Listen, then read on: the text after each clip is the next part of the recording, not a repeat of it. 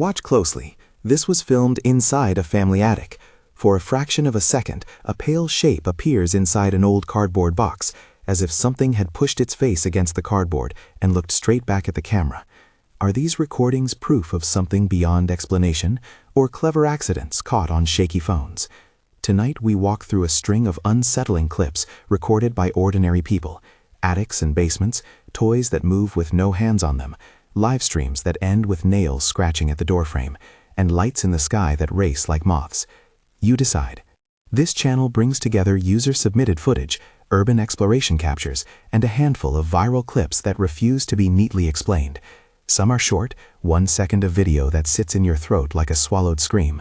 Others are longer, small investigations by people who find themselves standing in a place they once called safe and no longer recognize. We'll set each scene, show what the camera captured, point out the odd visual details, and offer at least one plausible non-paranormal explanation before we leave you to judge. If you capture anything similar, email us at the address in the description.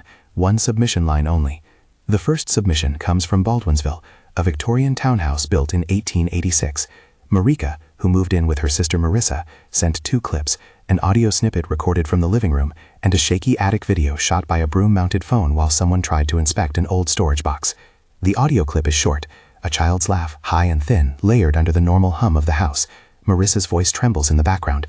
"Did you hear that? That wasn't any kid on the street." You hear it once, then again, a little closer, and then silence like someone drawing a curtain. The attic footage is what people keep replaying. The camera jerks as it clears the hatch and sweeps past rafters blackened with age. For a moment, the light hits a splintered cardboard box, and you see in a shallow square cutout something pale and wet-looking. It could be mistaken for a torn cloth, but it pushes forward the way a face would if pressed to a window. A rounded forehead, a pale crescent where an eye should be, and what looks disturbingly like a droplet of red hanging from the edge of the opening. The figure vanishes in the next frame as the phone wobbles and the operator swears off camera. A few things to weigh here. Old houses have dust, insulation, packing materials, and animal nests. A moth resting on fabric lit from behind will throw a silhouette that the brain insists is a face. Camera artifacts in dim light, motion blur, compression, sensor noise, will stretch a small smudge into an apparent facial feature. The red drop could be a fragment of rusted metal, a piece of red tape, or old glue catching the light. Yet none of those technical points fully quiet the sense of wrongness. Marissa insists there were no toys in the attic, no dolls, and no recent renovations. She refuses to go back up there alone. There are historical layers, too.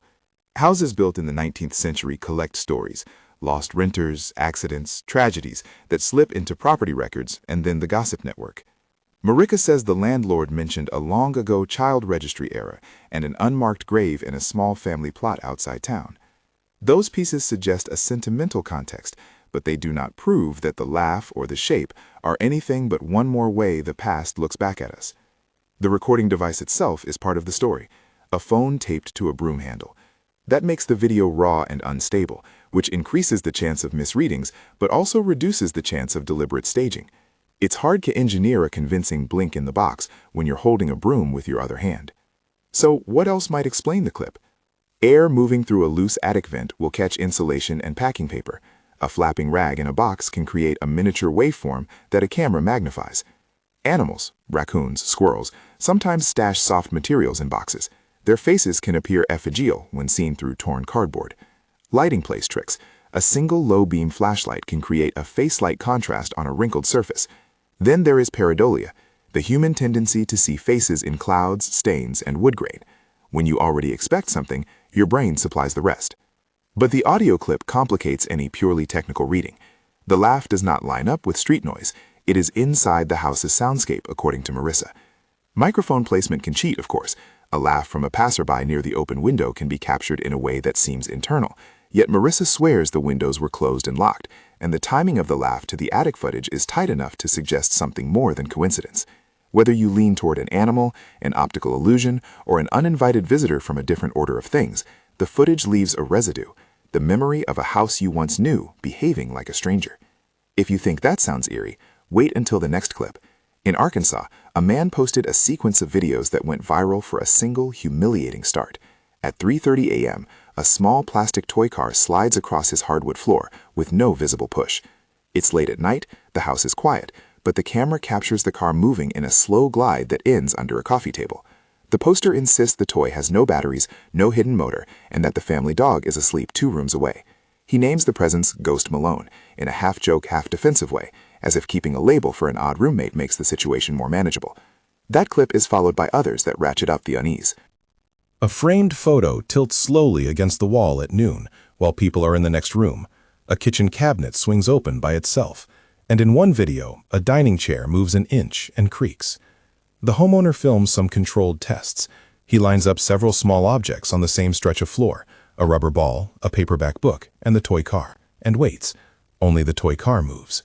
He sprinkles salt along thresholds and prays over certain doorways, rituals meant to establish boundary. None of those rituals produce a clear cessation. Instead, the incidents continue, and the phone's camera keeps catching them. There are concrete possibilities that account for selective motion. A toy car sits on a network of tiny, almost invisible ball bearings in its wheels and can be nudged by air currents caused by the HVAC system turning on and off. Floorboards can flex differently under a toy's tiny contact area than under a book's larger surface. Microslopes in older houses are not uniform. The homeowner's experiment, lining objects in a row, rules out a simple tilt when only the toy moves, but it doesn't rule out concealed strings, magnets, or a prankster who knows precisely how the experiments will be performed. Hidden magnets embedded under a rug can pull a lightweight toy across the surface. A propped-up piece of thread manipulated from beneath the floorboards would be difficult to spot on a poorly lit stream. Then there are socially engineered explanations. The Ghost Malone persona becomes part of the performance. Naming the phenomenon brings viewers into the stream, and a devoted few are eager to craft the next incident. In a culture where viral scares become currency, the line between genuinely baffling events and staged interactions can blur. But at the same time, the poster's live videos show authentic anxiety. He wakes at night to the sound of thumps and addresses the camera with a voice that is not acting. Animals behave strangely in the house. The dog refuses to enter one room, and family members decline to sleep on the sofa in the living room. Those reactions are not easy to fake on a long-term basis. A skeptical reading offers other mundane causes. Variations in floorboard friction, a breeze through a cracked window that catches a toy at just the right angle, or the small vibrations caused by passing traffic that translate into movement on a table surface. If you watch frame by frame, occasionally you can catch the toy's wheel catching a tiny ridge in the wood grain and jumping free. But the accumulation of different selective movements, doors, paintings, objects, over time makes the simplicity of a single cracked board less satisfying. Whether mechanical, social, or something else, the Arkansas case becomes a study in escalation. What begins as a single oddity becomes a pattern that refuses to be ignored. Shorter, sharper, harder to explain is the clip sent in by Mariah. A toddler sits on the couch playing with a well-worn stuffed rabbit while an adult films. The child is focused elsewhere and does not touch the toy for a long beat.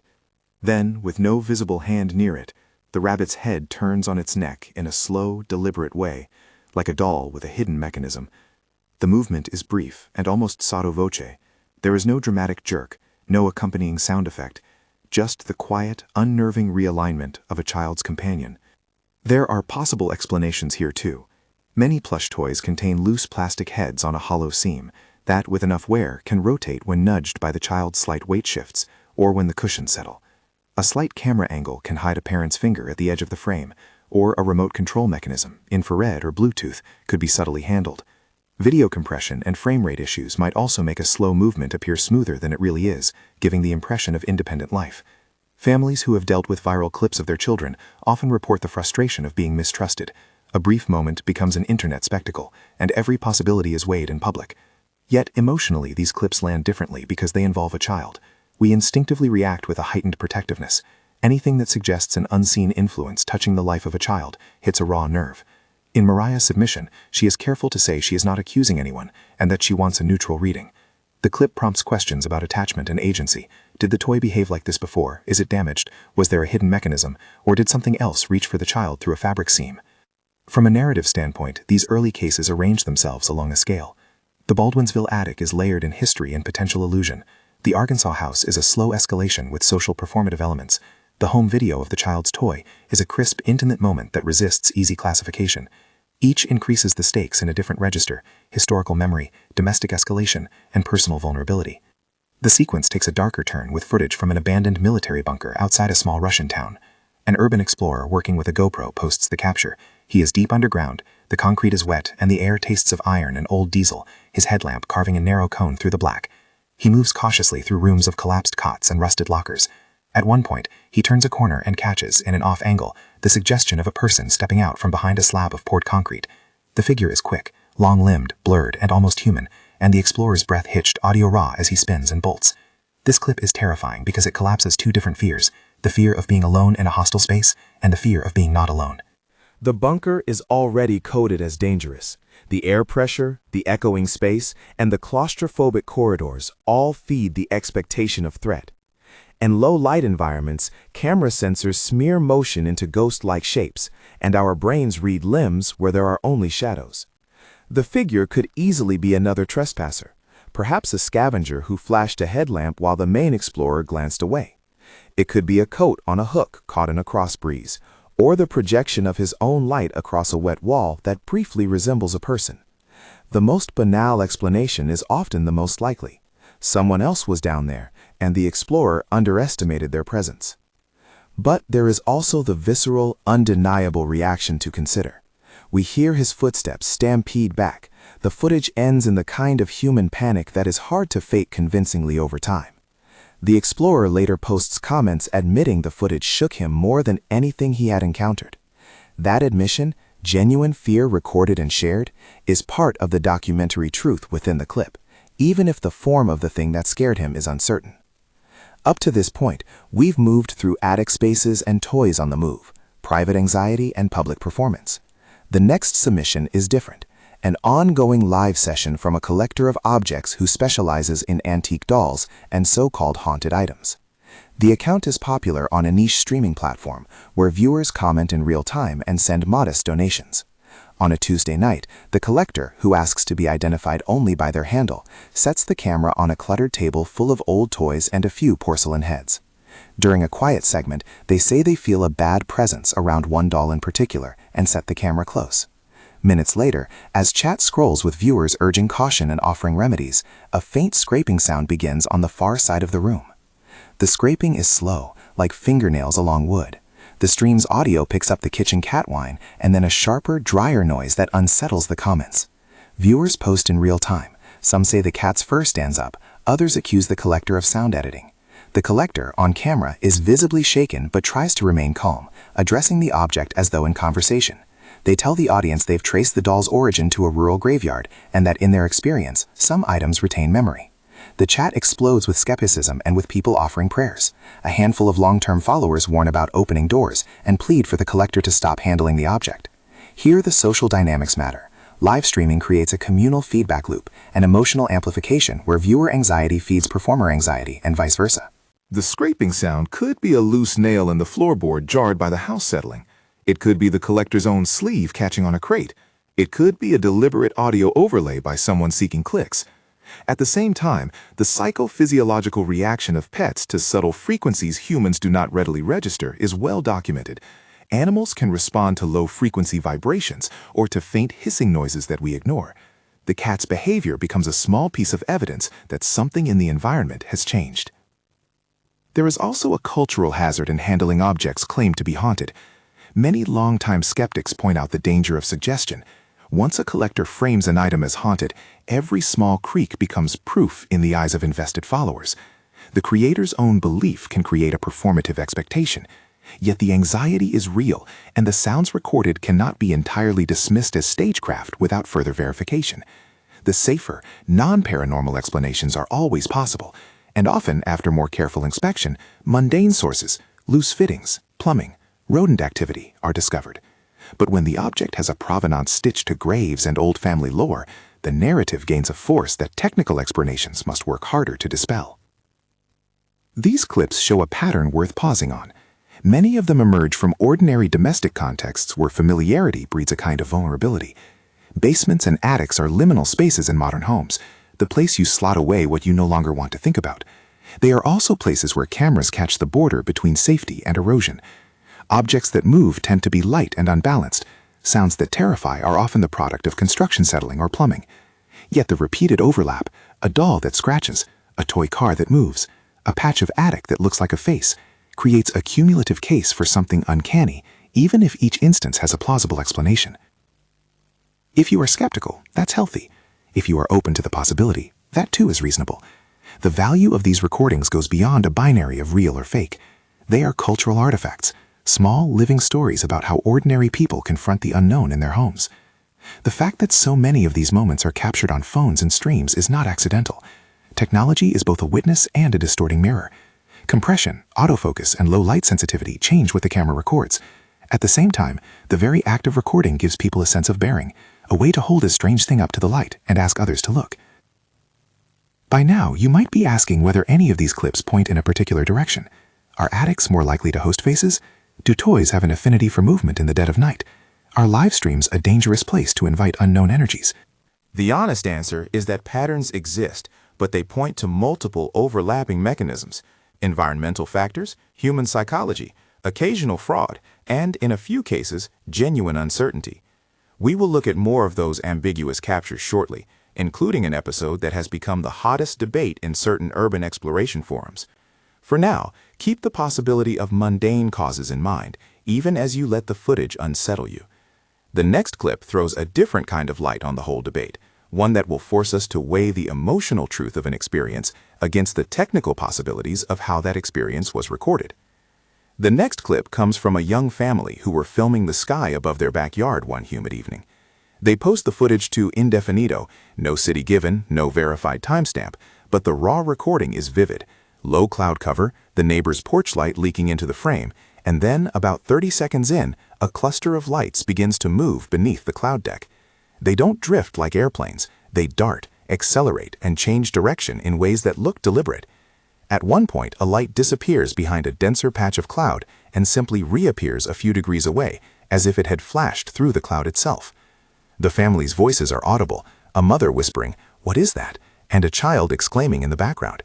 The person filming pans and follows one of the lights as it slices a path across the sky, and then very quickly shoots upward and vanishes into the overcast. There is an immediate intuitive reading that wants to call this a craft, controlled motion, intelligent maneuvering, a physicality that resists simple comparison to ordinary aerial objects. But the camera is a phone, and phones have limits. At higher altitudes, autofocus hunts in low light, the sensor struggles, and lights often bloom into larger, less definable shapes. A drone with a bright LED can appear to dart with startling agility, and well-coordinated consumer drones can perform rapid direction changes that seem otherworldly when recorded at a distance. Reflections off cloud bottoms, a phenomenon meteorologists sometimes describe as cloud surface reflections, can create the illusion that a light is moving through a semi-solid sheet, when in fact the perspective and the cloud's variable density are doing the work. Other possibilities include ball lightning, which remains a poorly understood atmospheric phenomenon and can present as a glowing orb that moves unpredictably, or lens flare and internal reflections in the camera assembly, where a bright light source produces ghost images that appear to move relative to the primary source as the camera shifts. The family notes that at one point, one of the lights seems to emit a short, thin beam downward into the cloud, a motion that some viewers have compared to a searchlight caught at an odd angle.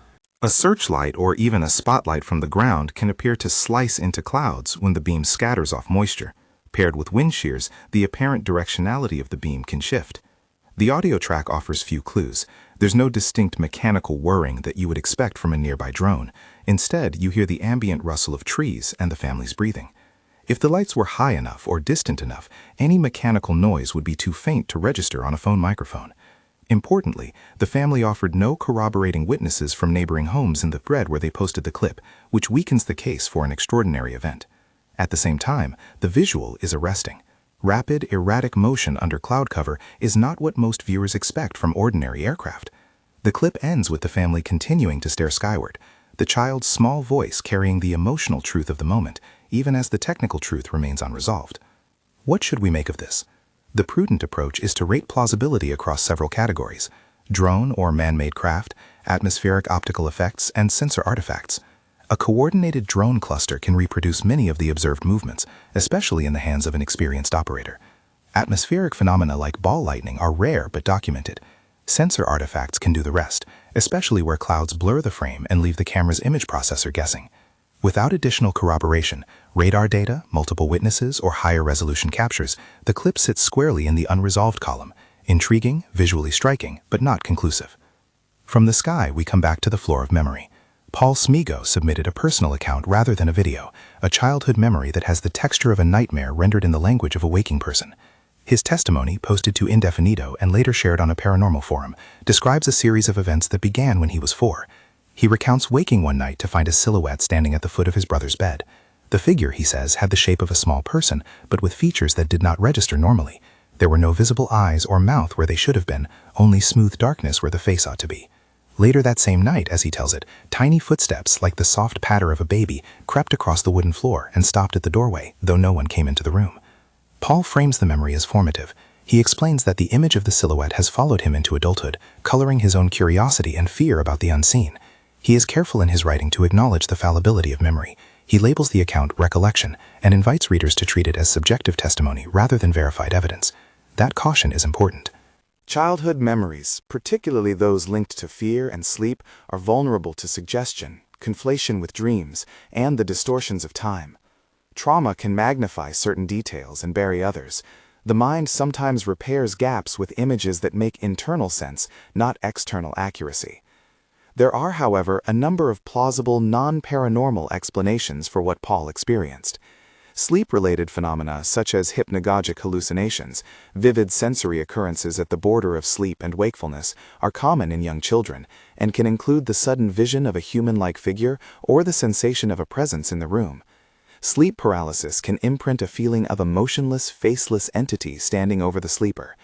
Shadows cast by hallways, nocturnal lighting, and simple misperception can also produce a silhouette that seems solid, even when it is merely a shifting patch of darkness. Children's spatial awareness and auditory localization are still developing, so small noises can be mislocated to a particular doorway or bed. Beyond physiology, Paul describes a long-term psychological imprint, an enduring sense that something lingered in the house even when the lights were on. He attributes later fixation, returning to forums, watching footage, and eventually submitting his story, to that unresolved childhood fear. That pattern is telling. Whether or not an external entity was present, Paul's experience demonstrates the human side of hauntings, memory, meaning-making, and the way personal narrative can shape an ongoing quest for explanation. Which brings us to the Selma Mansion. This is the clip that ignited a months-long debate on Reddit's urban exploration communities and on a few local history boards. The location is identified as Selma Mansion, an old neoclassical home on private property that has been vacant for years and carries a local reputation for misfortune. The original post on Reddit was made by a small group of explorers who said they had permission to film on the property. Other posters later questioned that claim, so the provenance is contested in the thread.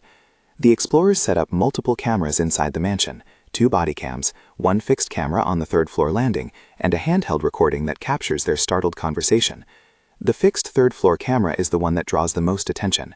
At 22:14 on the file, there is a recorded bang like a heavy door slamming somewhere in the house, not the thin clap of a window, but a solid, resonant thud that vibrates through the wood. That is followed, a few seconds later, by the sound of measured footsteps, slow, deliberate steps crossing a creaky board. Most disquieting of all is an inhalation, captured as a low, wet intake of breath that occurs off-mic from the group's handheld camera, but is clean on the fixed recorder. Frame-by-frame inspection reveals no person crossing the landing in the fixed shot's field of view. The landing is empty. The cameras show a stretch of wallpaper, a balustrade, and a dust-frosted runner on the floor. Yet the sound is undeniably there. Users in the comment threads offer competing readings. Some point to acoustic anomalies. Grand staircases and long hallways act as resonating chambers. A single loose shutter or a settling joist can produce a deep thump that, when picked up by a sensitive mic, becomes amplified and alien-sounding. The inhalation sound could be a throat clearing, or the result of wind being forced through a broken sash, making a brief, breath-like noise. Others note that the fixed camera's timestamps drift slightly relative to the handheld footage, meaning that a person might have been outside the frame when the sound occurred. Skeptics emphasize simpler possibilities. An animal, such as a raccoon or an opossum, moving in the attic or along the landing can create heavy thumps and scrabbling that sound human at a distance. The mansion's history includes reports of squatters and local kids using the place for dares. A late-arriving trespasser could have triggered the noise and left before being seen on camera. Microphones will sometimes catch noises from outside the building, a pickup truck door slamming across the street, a tree branch striking a board, or even distant fireworks that resonate strangely in an enclosed structure. Believers point to the pattern again. They cite other posts from people who claim to have felt watched in the mansion's vicinity or to have seen brief flashes in the windows at night.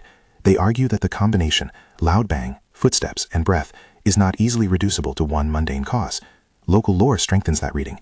In some small towns, reputation and memory are stubborn forces, and places with difficult histories accumulate an aura that can bias perception.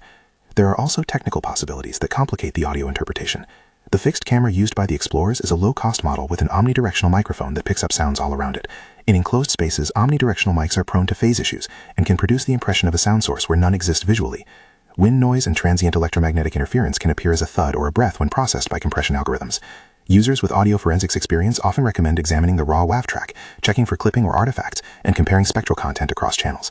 The explorers did provide the raw audio to a small number of commentators. The file shows a strong low-frequency component that supports the complaint that something heavy hit a part of the building. But low-frequency content travels and reverberates. It doesn't prove human weight necessarily caused it. Crucially, the people who filmed the Selma mansion reacted in a way that many viewers take as authentic.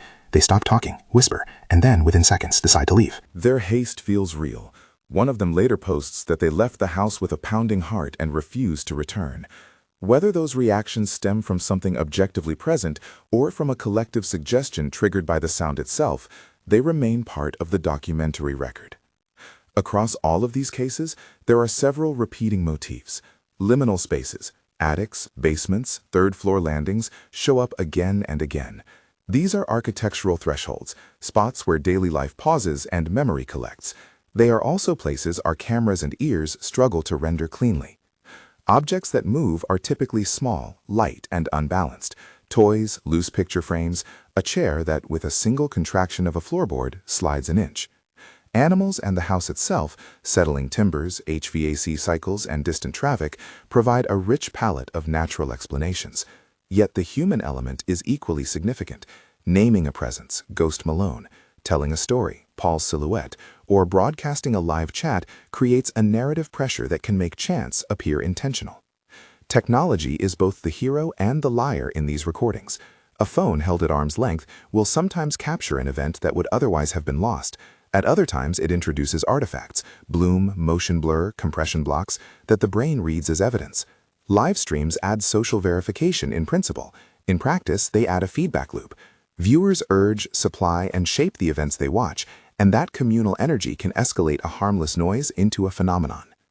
What then is the cautious, responsible takeaway? First, curiosity is valuable. These recordings are fascinating precisely because they open a conversation about how we perceive and record the world. They give us material to learn about acoustics, camera behavior, animal movement, and the psychology of fear. Second, skepticism is necessary. Every clip we have looked at offers at least one plausible non-paranormal explanation, in many instances more than one. The responsible stance is not to deny what people experienced, but to insist on verification where possible. Ask for original files, multiple angles, corroborating witnesses, and independent analysis by audio and video professionals. That does not resolve every case, but it raises the evidentiary bar in a way that helps separate genuine anomalies from explainable events. Third, treat contributors with respect. Many of the people who sent footage and testimony here were frightened, embarrassed, or simply curious. Public shaming or reflexive dismissal does not produce knowledge. Careful evaluation does. And finally, safety and legality matter. Entering abandoned structures, tampering with historic properties, or confronting alleged phenomenon without backup or permission is dangerous. If you capture something odd at home, prioritize your family's safety, and where appropriate, seek expert consultation rather than DIY investigation. We end where we began, with the question the title asks plainly: are they real? The honest answer is mixed. Some of these clips can be plausibly accounted for by misperception, environmental factors, animals, or the quirks of cheap sensors. A handful remains stubbornly ambiguous because of emotional consistency, multiple modes of evidence, or simply unexplainable timing. Whether that ambiguity is enough to move from maybe to real is a judgment each viewer must make. So what's your verdict? Were the faces in the attic a trick of light, or was something else pressing its outline against old cardboard? Did Ghost Malone live under the floor or in the crowd of viewers? Was the child's toy a tired seam and a hidden joint, or did something invisible reach for a playmate? Did the lights in the clouds perform like aircraft, or are we looking at a meteorological quirk we don't yet understand? Did Paul see a dream projected into waking life, or did a presence leave its footprint on his memory?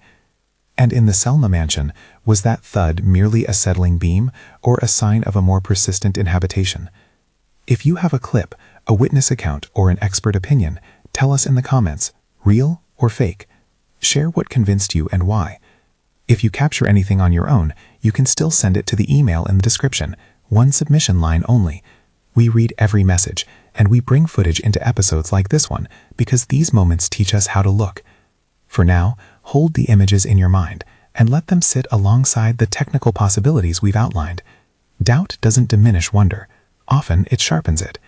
We will keep collecting and examining, pointing out the ordinary and leaving open the extraordinary where it endures. Until next time, watch closely, stay safe, and decide for yourself.